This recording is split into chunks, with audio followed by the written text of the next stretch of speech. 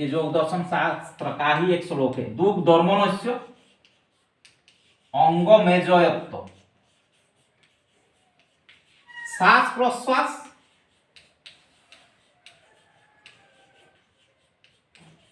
विक्षेप सहभोग,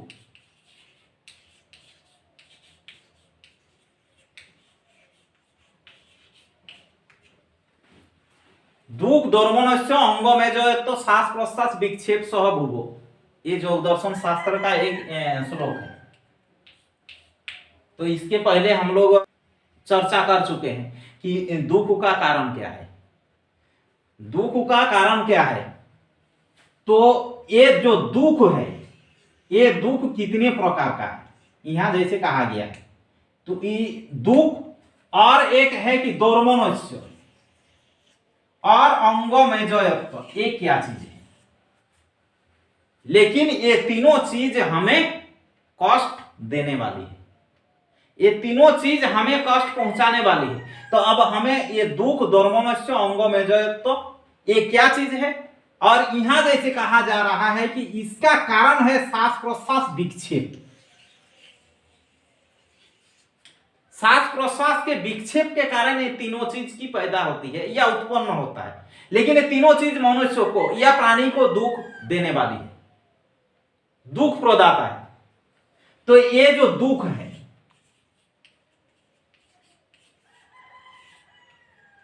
इस दुख को प्रकार भेद किया गया है। एक है कि आध्यात्मिक दुख,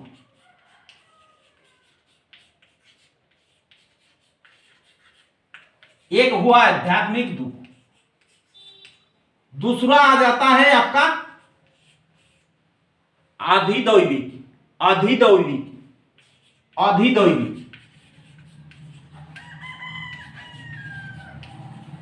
और तीसरा है अधिभौतिक।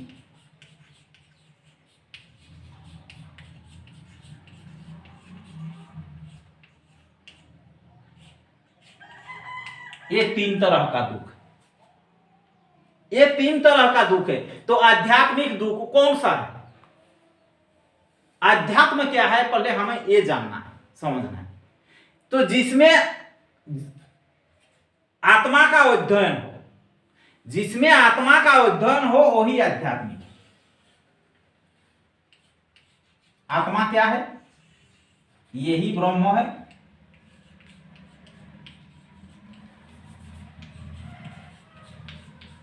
आत्मा का ही जो तरंग है या लहर है, जैसे पानी और आपका तरंग, तो ऊपर का जो पानी हिल रहा है, वायु का स्पर्श से जो हिल रहा है वो आपका तरंग हुआ, लहर हुआ। तो ये आत्मा का ही जो संसार विषयों के कारण या विषयों में जुड़ने के कारण जो हलचल पैदा हो रहा है वो मन है। तो जो दुख हमारे मन के कारण पैदा हो या जिस दुख का उत्पत्ति मन के कारण है वो हो गया मानसिक दुख। उसी को कहा गया है यहां आध्यात्मिक दुख, यानी मन के कारण जो हमें दुख पहुंचाए। तो ये जो हम लोग स्मृति जो है, स्मृति, ये भी मन के कारण ही है। परिणाम की चिंता, ये भी मन की कारण ही है। ये मन ही सोचता है। उसके बाद आ जाता है कि अधिदैविक दैव, जैसे धूप, तेज धूप, लू के कारण जो हमें दुख होता है, अधिक बारिश के कारण, बाढ़ के कारण जो दुख होता है, शीत के कारण, ठंडा के कारण। तो बहिर्विश्व ब्रह्मांड में ये जो पंचभूत है, इस पंचभूत के कारण जो हमें दुख पहुंचता है वो आपका हो गया अधिदैविक। तीसरा दुख है कि दूसरे प्राणियों के कारण जो हमें दुख होता है। मान लीजिए मेरा पड़ोसी है, लड़ता है, झगड़ता है, चिढ़ाता है या कुछ वाक्य उस तरह से आपत्तिजनक वाक्य बोलता है, गाली गलौज करता है, या कोई दूसरा प्राणी है जहरीला सांप है जिसके कारण हमें जो दुख होता है ये हो गया अधिभौतिक दुख। तो एक हो गया मन के कारण जो दुख पैदा हो उसको हम लोग आध्यात्मिक दुख की श्रेणी में रखते हैं। तीसरा चीज है कि ये जो पंचभूत जो है धूप, बारिश या ठंड, पंचभूत के कारण जो दुख हमें हो वो हो गया अधिदैविक। और तीसरा है जो दूसरे प्राणियों के कारण जो दुख हमें हो वो हो गया अधिभौतिक। और ये सब भी होता है सांस प्रश्वास के विक्षेप के कारण। सबका कारण है सांस प्रश्वास का विक्षेप। और इसको आगे जा करके वही कहता है कि तत्प्रतिषेधार्थम एको तत्वाभ्यास। एक तत्व का अभ्यास से हम लोग ये 3 दुखों से निष्कृति पा सकते हैं, या छुटकारा पा सकते हैं, या बच सकते हैं। तो दुखों से बचना ही सुखी होना है, दुखों से बचना ही या दुख से छुटकारा पाना ही सुख का परिचायक है या सुख है। तो इसके लिए क्या करना है कि उसमें श्लोक में आगे दूसरा श्लोक में बताया जा रहा है कि तत्प्रतिषेधार्थम एको तत्वाभ्यास, एक तत्व का अभ्यास। सारा सब कुछ मैं ही हूं, मैं के सिवाय और कुछ है ही नहीं। अब आ जाता है क्या कि दोर्मनस्य, दोर्मनस्य भी दुखदायी है या कष्ट प्रदाता, हमें कष्ट पहुंचाता है। दोर्मनस्य क्या है? ये मन एक सोचता है, कामना करता है, पाने की इच्छा करता है। जैसे मान लीजिए कि मैं अगर बहुत कमाता, मान लीजिए कि मेरा तनख्वाह या वेतन 1 लाख रुपया होता, 1 लाख रुपया अगर मेरा वेतन होता तो मैं क्या करता, एक कार खरीद लेता, एक बहुत सारा सा महल जैसा भवन बनवाता, एक ड्राइवर रख लेता, बहुत नौकर चाकर रखता, इस तरह का सोच। तो अब देखिए हम कार खरीद लिया, कैसे खरीद लिया? मन में खरीद लिया। अब जब कार खरीद लिया तो हमें क्या करता, तो कार में जाते हुए, रास्ते में जाते हुए क्या हमें धूप नहीं लगता, या धूलकण नहीं उड़ता, ठंड नहीं लगता, धूप नहीं लगता। तो ये सोच पैदा कर लिया मैंने, किसमें? मन के अंदर, मन के अंदर ही पैदा कर लिया।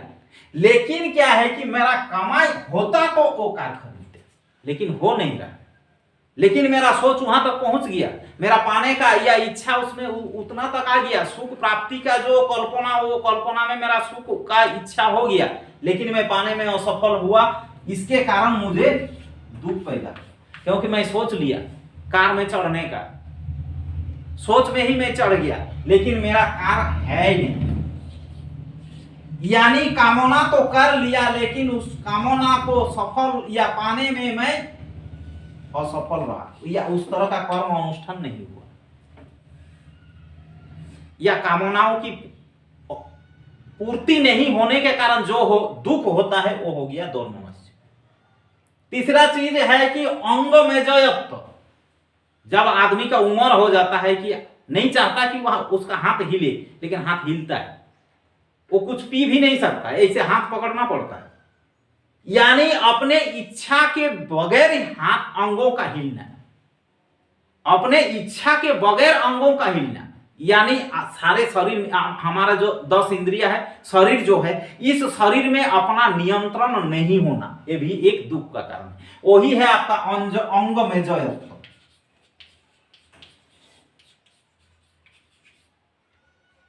मेजयत्व ये भी दुखदायी है। मैं पीना चाहता हूं, मैं खाना चाहता हूं, मैं चलना चाहता हूं, लेकिन मेरा पैर बढ़ नहीं रहा। और ये सिर्फ बुढ़ापा में ही नहीं आता, हमें देखने को मिलता है कि मेरा विद्यालय का एक 5 क्लास की है, 5 क्लास की एक बच्ची है, लेकिन 5 साल पढ़ने के बाद भी वो आज तक लिख नहीं पाई है, अपना नाम भी नहीं लिख पाती है। वो सोचती तो है, लेकिन सोच के हिसाब से अपना हाथ नहीं चलता। देखने में अपने हिस्ट पुष्ट है, लेकिन उस हिसाब से उसका हाथ नहीं चलता है। वो चाहता तो है कि मैं ऐसा करूं, लेकिन उस हिसाब से हाथ को चला नहीं पाता। तो ये भी एक कारण है अंग में जयत्व, अपनी इच्छा के विरुद्ध हाथ पैर का हिलना डोलना या चला नहीं पाना, ये भी एक कारण। और ये सब भी होता है अनियंत्रित श्वास प्रश्वास, यानी श्वास प्रश्वास अपने इच्छा के विपरीत चलना सब का कारण। तो अगर हम लोग इस श्वास को नियंत्रित कर ले तो सब कुछ मेरा सुधर जाएगा, सब कुछ। ये जो दुख है, ये दोर्मनस्य है, ये अंग में जयत्व है, जो तीन तरह या तीन जो चीज जो हमें कष्ट पहुंचाती है, हमें सारे मनुष्यों को कष्ट पहुंचाती है, तो उसके निष्कृति के लिए हमें श्वास पर नियंत्रण करना है। और ये श्वास पर नियंत्रण तब होगा जब हम एक तत्व का अभ्यास करेंगे। तो यही हो। तो ये योग क्या है कि हम लोग सिर्फ जो टीवी में हम लोग देखते हैं योग, यानी योगा करता है, योगा यानी आसन, हाथ पैर हिलाना, आसन, वो सिर्फ आसन है, लेकिन वो योग उतना ही योग नहीं है, वो योग का एक अंग है। योग एक संपूर्ण रूप से एक विज्ञान है, और इस विज्ञान का उपकरण क्या है कि इस विज्ञान का उपकरण मैं हूं, मेरा शरीर है।